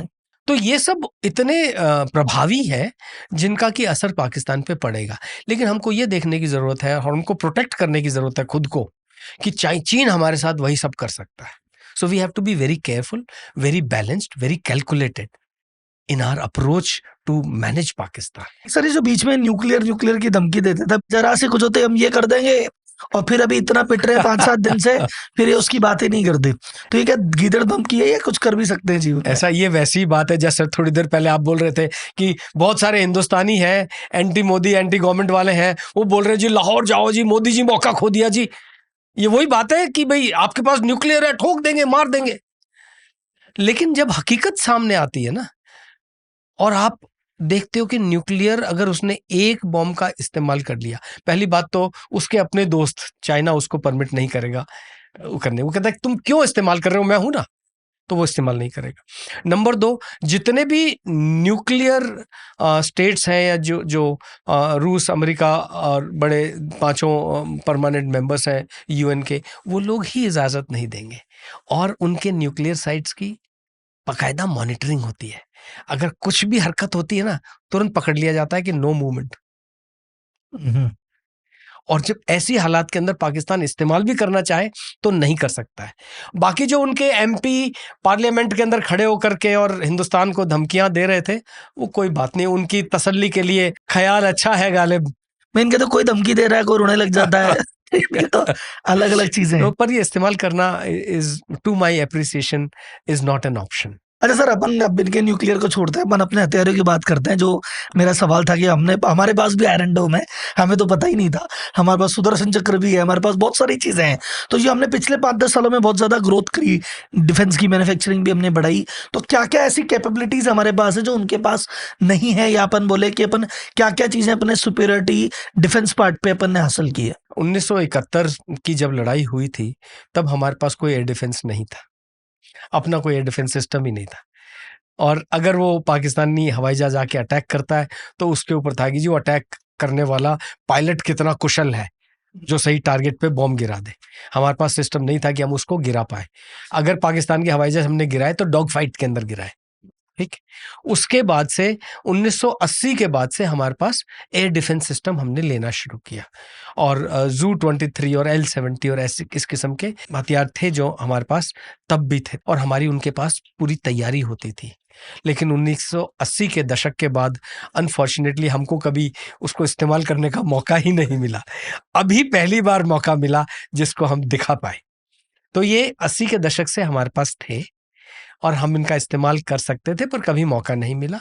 जो एडेड एडवांटेज है वो ये हमारी आकाश मिसाइल का हमारे पास आना, और जो S-400 है उसका रूस से हमको मिलना। ये 2 फैक्टर्स हैं जो कि ऐड हो गए हैं। तीसरा है हमने अपनी खुद की ब्रह्मोस तैयार कर ली है। ब्रह्मोस जो कि थल सेना के लिए, वायु सेना के लिए, नौसेना के लिए अलग-अलग वेरिएंट है इनके, और वो तैयार है इस रोल के लिए।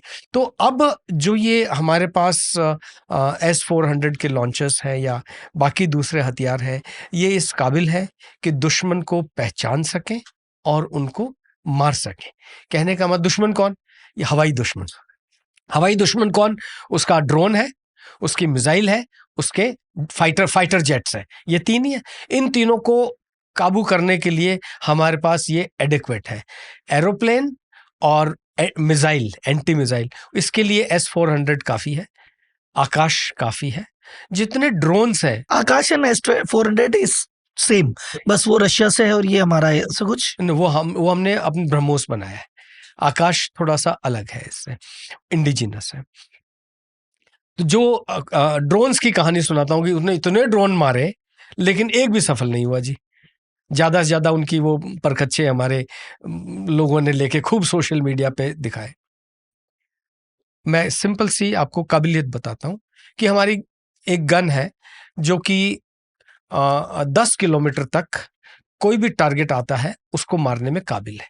अगर कोई टारगेट है, मिसाइल है या दुश्मन का हवाई जहाज है या अब ये ड्रोन आ गए हैं, ये 240 से 300 किलोमीटर की रफ्तार से अगर चल रहे हैं तो ये उनको कैच करके मार सकता है।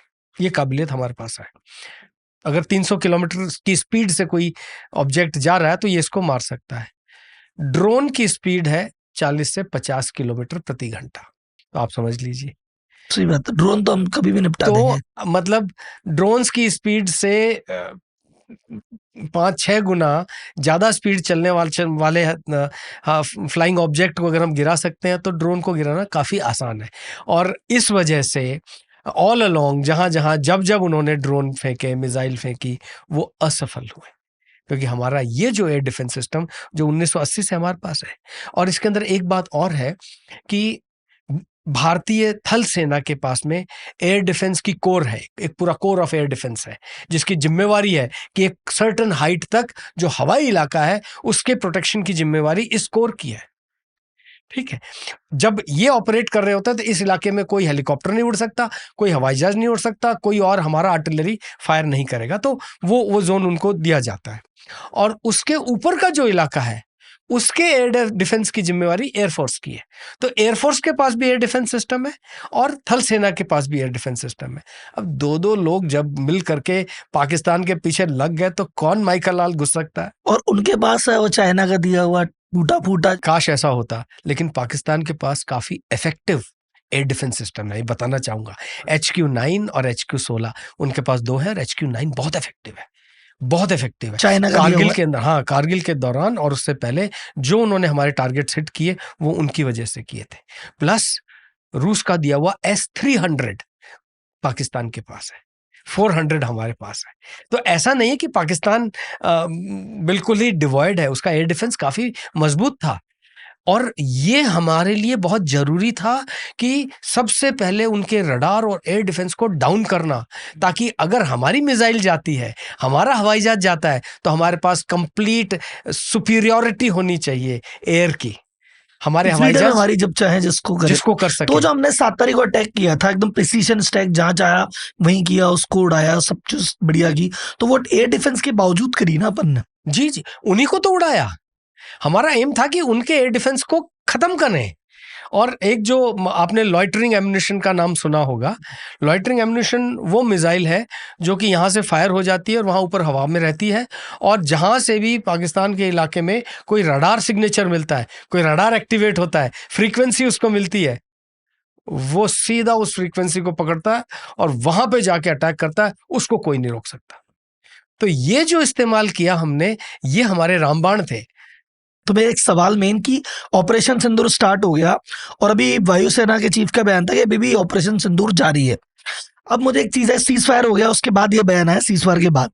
अच्छा, मोदी जी ने कहा था कि जिन्होंने किया उनको तो नहीं छोड़ूंगा, उनके जो पीछे खड़े हैं, उनके जो साथ हैं, उनको भी नहीं छोड़ूंगा। तो इस बयान से उनका क्या तात्पर्य था, और इसके अलावा किस किस चीज को जो मोदी जी और अभी लपेटे में लेने वाले हैं, या भारतीय सेना उस पर वर्क कर रही है? हमको ये समझने की जरूरत है कि आतंकवाद होता क्या है, क्यों पनपता है, क्यों ये लोग पहलगाम में आए, क्यों इन लोगों ने पुलवामा में किया, क्यों इन लोगों ने पार्लियामेंट में किया, मुंबई में किया, एंड सो ऑन। छोटी सी बात अगर हमको ये समझ में आ जाए कि जितने भी आतंकवादी हैं या जितने भी इस किस्म के अटैक हैं, ये सब अटैक सिर्फ पेड़ के पत्ते हैं जिनको हम तोड़ रहे हैं। जो आतंकवाद की जड़ है, जो उसका तना है, हमने अभी उनको छुआ नहीं है। आतंकवाद किसी न किसी पावर के जरिए होता है या हंगर के जरिए होता है।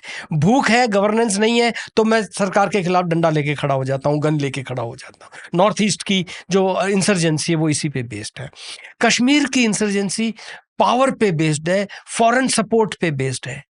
वो अपना चाहते हैं, इसलिए यहां चल रहा है, और इस्लाम को उसने आड़ में आकर के ये सब किया। तो जो एक्शन करने वाला मिलिटेंट है, वो तो एक बेचारा गन लेके चल रहा हुआ इंसान है, लेकिन उसको पैसा किसने दिया, उसको ट्रेनिंग किसने दी, इसके पीछे क्या मुद्दा है, उनका क्या ऑब्जेक्टिव था, ये करने वाले कौन है? अगर पाकिस्तान से आ रहे हैं तो पाकिस्तान में कोई ना कोई तो ऑर्गेनाइजेशन है जो इसको सपोर्ट कर रहा है। और आज अगर हमने मसूद अजहर के रिश्तेदारों को मारा और वो रो रहा है कि जी मेरे को भी मार दो, तो हमको जड़ दिखाई दे रही है ना। और ऐसी ऐसी पेड़ की एक ही नहीं, कई जड़ें होती हैं, तभी पेड़ मजबूत खड़ा होता है। आप इन जड़ों को काटना शुरू कीजिए, देखिए पेड़ गिरेगा धराशायी होकर के। और ये दोनों तरफ है, पार भी है, अपनी तरफ भी है। मैं आपके घर में तभी घुस सकता हूं जबकि आपका कोई घर वाला मुझे वेलकम करे, वरना क्या मजाल मैं आपके घर आ जाऊं, क्या मजाल पाकिस्तानी कोई आतंकवादी हमारे अंदर आ जाए। तो ये जो हमारे सिंपैथाइजर्स हैं, हमारे जो जमायतीज हैं, वो इसमें शामिल है। और तीसरा जो मुद्दा है, फंड कौन देता है, मुल्ला कौन देता है। ये जब पैसा आता है ना, तो सबको बर्बाद करता है। तो ये पैसा जहां जहां से आ रहा है, इसके बहुत सारे सोर्सेस आप देखेंगे तो न केवल पाकिस्तान में, और इसके तार और भी पीछे जुड़े हुए हैं, और वही पैसा भारत में भी आ रहा है, जिनके पास आ रहा है, सिंपैथाइजर्स के पास आ रहा है, ओवरग्राउंड वर्कर्स के पास आ रहा है, और वो इनका पूरा सिस्टम बना हुआ है। जब मैंने लाइन ऑफ कंट्रोल पे बहुत दफे मिलिटेंट मारे हैं, ये हाथ खून से रंगे हुए हैं, मैं सभ्य समाज के अंदर ही बोलने में मुझे कई दफे शर्म आती है, लेकिन नहीं सर, गर्व की बात है, आपने बहुत मुझे अच्छा देश काम ने किया। लाइसेंस दे रखा है कि देश के दुश्मनों को साफ किया जाए, और इस बात को लेकर मैं बहुत अपने आप को गौरवान्वित महसूस करता हूं। और जब मैंने कई ऐसे मिलिटेंट को पकड़ा है और उनसे घंटों घंटों पूछताछ की है, उसके बैग्स में से मैंने 50-50 लाख रुपए निकाले हैं जो वहां की मिलिटेंट पार्टी उनको देती थी, और जो हिंदुस्तान के अंदर जंगलों में, गांवों में ये लोग छुपे हुए होते थे, उनके लिए तनख्वाह लेकर आती थी। आप इमेजिन कीजिए। तो वो तनख्वाह बांटने वाला भी कोई होता होगा, गांव से उनको रोटी देने वाला भी कोई होता होगा। वो गांव से रोटी लेते थे, खाना पानी लेते थे, लड़की लेते थे। क्या मजाल पुलिस कुछ कर दे, क्या मजाल गांव वाला कोई फौजी को बता दे, वो उठ जाता था। सिर्फ अगले दिन नंबर एक न्यूज आती थी कि ये फला फला अनआइडेंटिफाइड गनमैन किल्ड।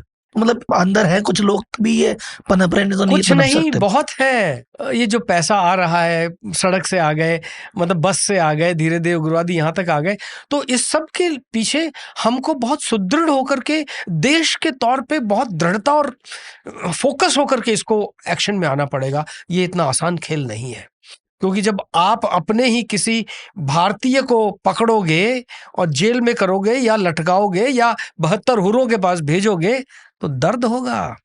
हमारी लोकतांत्रिक प्रणाली इस मामले को लेने में अभी मुझे नहीं लगता कि इतनी मजबूती से उसको लेकर के तुरंत कह सके जी खिसका दिया, हमारे खिलाफ वारंट निकल जाते। अभी बहुत सारे ऐसे लोग हैं जिन्होंने ये पहलगाम को कंडेम तक नहीं किया, ऑपरेशन सिंदूर को अप्रिशिएट भी नहीं किया।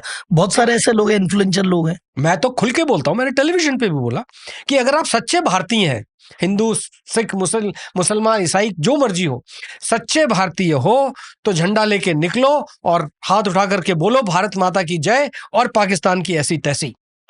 कितने मुसलमानों ने किया है।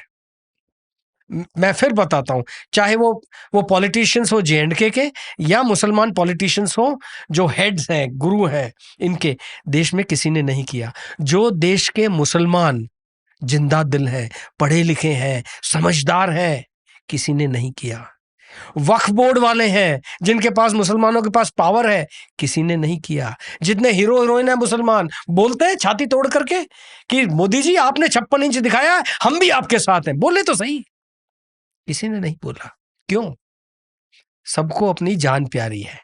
ये जो फतवा है ना, हालांकि फतवा का मीनिंग कुछ और होता है इस्लाम में और कुरान में जो लिखा हुआ है। फतवा का मतलब होता है मुझे मदद चाहिए। आप जाते हैं इमाम के पास कि जी मुझे मदद चाहिए, वो दीजिए। फतवा का मतलब ये नहीं है कि आपके खिलाफ मैं काट दूंगा। जो उन्होंने इसका मतलब ही उल्टा कर रखा है। तो इस मारे डर के फतवा के कोई बोलता नहीं है। जिस तरह से बाकी धर्म के लोग बोल रहे हैं, बोले ना। एक ओवैसी साहब को छोड़ करके मुझे कोई बोलता हुआ नजर नहीं आया। और आपके इस पॉडकास्ट के माध्यम से मैं बताना चाहूंगा पूरे हिंदुस्तान को कि आए, ये एक मौका है जबकि हम सारे धर्म के लोग करके कहें कि हम सोशल रिपब्लिक हैं, हम डेमोक्रेटिक एक कंट्री हैं, और हम दुनिया की सबसे ताकतवर पावर बनेंगे। कहें तो सही। पूरा देश इकट्ठा आएगा तभी जाके बात बनेगी। IMF में हमने लॉबिंग करने का प्रयास किया कि यार युद्ध के दौरान इनको फंड ना मिले, बट वहां पे भी पता नहीं क्या रहा रीजन, टोटल 20,000 करोड़ का बेल आउट मिल गया। अब ऐसी स्थिति में कैसे मिल सकता है? ये क्या पीछे की क्या स्टोरी होगी? इंडिया इसमें एब्सटेन भी रहा वोटिंग से, तो इसके पीछे की क्या कहानी रही होगी? ये अगेन बहुत इंटरेस्टिंग कहानी है, और ये आज की कहानी नहीं है। आपको पुराना से पुराना कौन सा इंसिडेंट मिलिटेंट एक्टिविटी का याद है? मुंबई अटैक, पार्लियामेंट अटैक, 2005 के अंदर एक अटैक हुआ था, उसके बाद में 2008 के अंदर ये हुआ था, अब उड़ी, पुलवामा, ये हुए। आप इनके पूरे इंसिडेंसेस निकाल के देख लीजिएगा और गूगल के अंदर सिंपल सा एक लिंक मारिएगा कि loans given to Pakistan for since last 20 और 30 ईयर्स, और आप लोन का अमाउंट देखिएगा और उसका साल देखिएगा। बहुत इंटरेस्टिंग फिगर सामने आएगा कि जब जब उसने हमारे यहां पर ये मिलिटेंट का अटैक किया है, उसको ये लोन दिया गया है। और लोन दिया किसने? आईएमएफ में। आईएमएफ में देने वाला कौन है? आईएमएफ में आज की तारीख में 16% जो पैसा आता है वो अमेरिका से आता है, और अमेरिका की सबसे बड़ी से है।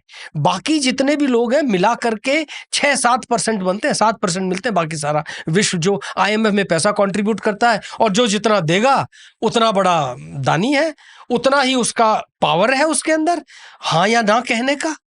तो ऑल अलोंग जब जब हमारे यहाँ पे टेररिस्ट अटैक हुए हैं, तब तब उसको लोन मिला है, तब तब पाकिस्तान कटोरा लेकर के आईएमएफ के पास गया है, और पाकिस्तान ने वो लोन इसी अमेरिका से लिया। तो आज जब मैं देखता हूं कि यार मेरे यहाँ पे तो पहलगाम में आकर के आपने इतना दुर्व्यवहार किया, इतना कायराना और बेशर्मी वाला काम किया, और आपको आईएमएफ लोन दे रहा है, बड़े दुख की बात है। और जब भारत कहता है कि जी नहीं ये गलत है, हम इसको एक्सेप्ट नहीं करना चाहते, इस पॉइंट को उठाइए, तो कोई उसको एक्सेप्ट नहीं करता। अमेरिका के आगे कौन बोले? जो अथॉरिटी है उस हिसाब से लोन आएगा, और वो मिला उनको। अब हमें क्या करने की जरूरत है? हमें ये देखने की जरूरत है कि उसके पास टोटल जी 2.4 बिलियन का लोन मिल गया, 1 बिलियन कैश मिल गया, और इसमें से मेजॉरिटी फंडिंग कहाँ जाएगी ये भी आपको मालूम है। ग्रोथ के लिए, एजुकेशन के लिए, मेडिकल फैसिलिटी के लिए वो पाकिस्तान इसमें से 1% भी खर्च नहीं करता। तो जो मानवीयता के कार्य हैं वो तो पाकिस्तान अपने नागरिकों को खुद नहीं देता, तो फिर बाकी भला कैसे होगा? और आप देखिए इसको कैसे तोड़ सकते हैं, ये नेक्सस है, इसको कैसे तोड़ सकते हैं? कोई दूसरा ऐसा धनाढ्य व्यक्ति आए जो कहे कि जी अब हम नहीं करने देंगे, वो इतना कंट्रीब्यूट करे। कौन है? 16 करता को 20 करे। कौन है? हम करेंगे। वो कब संभव है? जब हम उतने बड़े आर्थिक ताकत बने, ताकतवर देश बने। भाई अगर हम आज की डेट में कह रहे हैं कि भाई हमको पाकिस्तान से लड़ना है, पता चाइना आ गया, तो हम जिस दिन ऐसी स्थिति में आ जाए कि पाकिस्तान, चाइना, तुर्की तीनों चारों भी आ जाए तो देख लिया जाएगा, उस दिन अपन कर पाएंगे। बिल्कुल, तब तक हमको आपको बस गर्दन झुका के देश के लिए काम करते रहना है, दौड़ते रहना है, जब तक कि हम अपने टॉप पे ना पहुंच जाए। जना वो विश्व गुरु जब बनेंगे या जब सोने की चिड़िया बनेंगे तो ये सारे काम अपने आप हो जाएंगे। वो दादागिरी इसी के पीछे है। मजे की बात यह है कि भारतीय इतना इनोसेंट और सिंसियर इंसान होता है कि अगर उसको सही तरतीब बता दी जाए वो एक्सेल करता है। आप देख लीजिए जितने भी भारतीय बाहर जाते हैं सब बहुत बढ़िया करते हैं। क्यों? क्योंकि वहां के रूल्स रेगुलेशन सिस्टम सेट है और भारतीय को मेहनत करना आता है। एक चीज मैंने सुनी थी एथलीट के बारे में, मुझे लगा हर तरह से अपने इस पे एथलीट पे पहले ऐसे बात होती थी कि भाई ठीक है वर्ल्ड लेवल पे कि कोई और एथलीट है वेस्ट का, यूरोप का या अमेरिका का, उसको 50% मेहनत करनी है खुद की, 50% मेहनत सरकार कर रही है, उसकी एसोसिएशन पैसा भी दे रही है, ट्रेनिंग भी दे रही है, डाइट भी दे रही है, इंफ्रा भी दे रही है, सब दे रही है। तो 50% मेहनत खिलाड़ी की, 50% स्टेट की, और गोल्ड मेडल लेके आता है। इंडिया में अगर कह रहा है कि भाई इंडिया में अगर किसी एथलीट को कुछ पाना है तो 150% मेहनत करनी पड़ेगी, कि 50% तो गवर्नमेंट नीचे खींच लेगी कि यार वो थोड़ा इंफ्रा में मार देगी, थोड़ा डाइट में मार देगी, थोड़ा इसमें थोड़ा उसमें। तो यहाँ तो कैपेबिलिटी से 1.5 गुना मारो तो 150 का फट मारो तो 100 मिलता है। पहले गोल्ड लाओ फिर कुछ मिलेगा। हाँ, वरना मिलेगा ही नहीं कि भाई तू नहीं लाया तो गवर्नमेंट का इन्वेस्टमेंट खराब हो जाएगा। अरे भाई 10 को करोगे तब एक बंदा आपका स्टार निकलेगा, ये सब जानते हैं, लेकिन वो अफर्ट नहीं करना चाहते। मैं तो मिल्खा सिंह की बात करना चाहूंगा कि वो कहता था कि जब मैं वर्ल्ड ओलंपिक्स के लिए गया, जर्मनी में गया, मुझे दौड़ना था और मैं तो अपना वैसे ही नंगे पांव दौड़ता था। मैंने देखा वो जर्मन एथलीट्स और दूसरे बहुत बढ़िया सब कुछ, डाइट शाइट ये वो। तो उसने पूछा भाई तुम लोग क्या खाते हो, डाइट प्लान क्या है तुम्हारा? उस जर्मन ने देने से मना कर दिया उसको कि I don't have the right to give it to you. और हमारा ये मिल्खा देसी दूध घी खा करके दौड़ के आया। तो हम तो मेहनत ही जानते हैं और कुछ नहीं जानते। तो मेहनत बाकी कुछ मिल जाए तो हम आगे कहाँ ले जाए। और यही चीज है जो हमको विश्व गुरु बनाएगी, यही चीज है जो हमको अपनी लड़ाई जिताएगी, यही चीज है जो हमारी अर्थव्यवस्था ठीक करेगी। सिर्फ हमको अभी गवर्नेंस पे गौर करने की जरूरत है कि रूल्स रेगुलेशंस और जस्टिस इतना सख्त हो कि हम सबको सही गवर्नेंस मिल सके। ये जो बलूचिस्तान की बार बार बात होती है कि बलूचिस्तान जरा सा इधर मौका हम देंगे या उनको बलूचिस्तान को थोड़ी ढील मिलेगी, वो बलूच लोग अपना BLA आर्मी ले लेंगे, इस बात में कितनी सच्चाई है? ले पाएंगे, नहीं ले पाएंगे, या क्या है? मतलब ये नियर फ्यूचर में कितना पॉसिबल है कि वो ये कर लेंगे? जी, इसकी भी जो नब्ज है वो भारत के पाकिस्तान और भारत बनने के ऊपर है। और आपको ध्यान है कि भारत पाकिस्तान का जो बॉर्डर है वो रेड क्लिफ ने डिज़ाइन किया था, कैसे वो भाग करके इंग्लैंड से आया था और दौड़ भाग में जल्दी में उसने रेड क्लिफ बनाई। इसी तरह डूरंड लाइन बनी पाकिस्तान और अफगानिस्तान के बीच में, और डूरंड साहब ने भी जो लाइन बनाई वो अफगानिस्तान को एक्सेप्टेबल नहीं थी, बलूचिस्तान को एक्सेप्टेबल नहीं थी, और तब भी अफगानिस्तान और बलूचों ने बोला था कि हमें ये एक्सेप्टेबल नहीं है, क्योंकि हमारे ही परिवार के लोग एक दूसरे से जुदा हो गए हैं और वो हमेशा एक साथ रहना चाहते थे। तो जो कौम अपनी बॉर्डर को ही एक्सेप्ट नहीं कर रहा, वो कौम या वो इलाका सुरक्षित पाकिस्तान में कैसे रहेगा? और वो तब जबकि पाकिस्तान में सिर्फ एक पंजाबी मुसलमान ही सब कुछ है और बाकी कोई भी कुछ नहीं है। बलूचों को तो हेय दृष्टि से देखा जाता है, और इस हालात को देख करके जब बलूचों के साथ में दुर्व्यवहार भी पाकिस्तान आर्मी बहुत ज़्यादा करती है, तो इंसान कब तक सहेगा? अब धीरे धीरे उन्होंने अपने आप को संग्रहित किया है, अपनी पावर इकट्ठी की है, गन्स इकट्ठी की है, और बलूचिस्तान लिबरेशन आर्मी करके एक बहुत बड़ा ऑर्गेनाइजेशन खड़ा कर दिया है। पिछले 2 महीने पहले भी उन्होंने एक ट्रेन रोक करके आर्मी की और हाईजैक कर लिया था। हाँ, उनमें बहुत सारे सैनिक मारे। अभी पिछले महीने ही उन्होंने 6 सैनिक पाकिस्तान के और मारे, और हर दूसरे दिन ऐसी कहानी हमको सुनाई देती है। और परसों की कहानी तो ये है कि बलूचिस्तान के अंदर 2-3 पोस्ट है जहाँ से पाकिस्तान आर्मी को छोड़ करके भागना पड़ा, और बलूचिस्तान ने वहाँ पे लेकर के अपना झंडा गाड़ करके अपनी इंडिपेंडेंस जाहिर की। तो ये उनकी अंदरूनी लड़ाई है। ये तभी संभव है जबकि पाकिस्तान उनको अपना समझे और वहाँ पे प्रगति इतनी करवाए कि बलूचिस्तान के लोग अपने आप को पाकिस्तान के साथ मिल करके सोचना शुरू करें, पर वो संभव नहीं है। वो पाकिस्तान खुद की प्रगति नहीं कर रहा, खुद के नागरिकों की नहीं कर रहा, वो बलूचों के लिए और करेगा। हाँ, बलूचों को वो इतनी हीन भावना से देखते हैं, उनकी लड़कियों को उठा के ले जाते हैं, उनके घरों के अंदर जो मर्जी चाहे कर लेते हैं। तो ऐसे हालात के अंदर इंसान या कोई भी ट्राइब कैसे आपका सपोर्ट करेगी? और एज ए रिजल्ट बलूचिस्तान इस मोड़ पर आ गया है कि आप ट्वीट्स देखिए, बलूचिस्तान के जो लीडर्स हैं उनके, वो खुलेआम कहते हैं कि अगर हमें बाहर से कहीं से थोड़ी सी मदद मिल जाए तो हम पाकिस्तान से अलग हो जाएंगे। और आप ये देखिए कि सूनर और लेटर ये होने वाला है। कोई ना कोई तो मदद कर ही देगा जी। कौन करेगा उस पर अपन कुछ नहीं बोलेंगे, कोई ना कोई तो मदद कर ही देगा। नहीं, उनके अपने बलूचीज जो बाहर हैं वो बहुत स्ट्रांगली काम कर रहे हैं। फिर उन्होंने जो अपने अफगानिस्तान में जो उनके रिश्तेदार हैं, इन्फ्लुएंशियल लोग हैं, उनसे बातचीत कर रही है। और जो हम बात कर रहे थे कि ग्लोबल लेवल पे आप डिप्लोमेसी और उन सब चीज़ों को बताएं, तो जब विश्व को ये समझ में आएगा कि बलूचिस्तान के साथ ऐसा हो रहा है, तो यूनाइटेड नेशंस के अंदर और बाकी दूसरे देशों को भी ये समझ में आएगा और वो सपोर्ट में आएंगे। ये एक लॉजिकल कंक्लूजन है जो पाकिस्तान को समझ में नहीं आ रहा, काश उनको ये समझ में आ जाए। तो सर आपसे बात करके मेरे को मतलब ऐसा लग रहा है, मन नहीं कर रहा कि ये पॉडकास्ट खत्म किया जाए, ऐसा लग रहा है बैठे रहे, लेकिन आपके भी अदर असाइनमेंट्स हैं। और मैं जो आपने कहा ना कि मैंने हाथ से कईयों को पकड़ा है, कई हाथ से कईयों के आतंकवादियों को मौत के घाट उतारा है, तो वो किससे कभी आपके कहाँ कहाँ पोस्टिंग रही, क्या क्या किया आपने, इंडिया में क्या क्या होता है, आर्मी क्या क्या कर रही है, कैसे कैसे अनुभव है, आपसे बहुत ज़्यादा डिटेल में जानेंगे। बट आज आपने जो बड़ी क्लैरिटी दी कि ऑपरेशन सिंदूर के बारे में, हमारे डिफेंस सिस्टम के बारे में, कि अभी युद्ध विराम क्यों हुआ, उसमें क्या है, हम और क्या क्या कर सकते हैं, तो बहुत कुछ मीडिया ने मतलब इधर उधर की बहुत सारी बातें, हवाई बातें कर रखी थी, पर एकदम लॉजिकल, प्रैक्टिकल और इंटेलिजेंट बातें आज हुई, तो सुन के मुझे बहुत अच्छा लग रहा है। और आई होप जो ऑडियंस है उसका भी मतलब इतना जो मीडिया पे कचरा सुन के आज उनको एक दिमाग को रिलैक्स मिला होगा कि अच्छा this is the right thing. बहुत जरूरी है कि आज की तारीख में इंफॉर्मेशन ओवरलोड है। हर किसी भारतीय के पास इतनी इंफॉर्मेशन है कि वो खुद की बात भूल जाता है, खुद का फोकस भूल जाता है। एक और चीज है, इंफॉर्मेशन ओवरलोड है, प्लस वो इंफॉर्मेशन का सोर्स इमोशनल और है। मतलब वो ऐसी चीज बताओ जिससे आदमी का वो जगह, लॉजिकल चीज बताने से, लॉजिकल चीज बताने से आदमी समझ जाएगा, समझाना नहीं है। यहाँ तो उकसाना आ गया, अरे और मारो, अरे और कर दो ये तो इमोशनल और दे दिया लोग। जरूरत है आज की तारीख में कि हम एक जागृति अभियान चलाएं, एक कैंपेन चलाएं जिसमें कि सभी भारतीयों को हम ज्यादा से ज्यादा सही इंफॉर्मेशन दे सकें, और वो इंफॉर्मेशन हर भारतीय को उसका भविष्य चुनने के फेवर में होनी चाहिए कि कैसे वो इंडिविजुअल ग्रो करेगा, और इंडिविजुअल ग्रो करेगा तो देश ग्रो करेगा। ये छोटी सी बात उनको समझाने की जरूरत है। और जितने भी वेस्टेड इंटरेस्ट हैं जो अपने अपने जरिए सिंपल से भारतीय को भटकाना चाहते हैं, उससे हमको दूर ला करके देश प्रेम, देशभक्ति और इंडिविजुअल का भविष्य अच्छा हो। एक आम बार नागरिक अंदरूनी का सफाई करनी पड़ेगी, अंदरूनी ग्रोथ करनी पड़ेगी, बहुत जरूरी। बाहर वालों को तो कभी भी देख लेंगे। जी जी, thank you sir, thank you, धन्यवाद सर, बहुत अच्छा लगा। जय हिंद।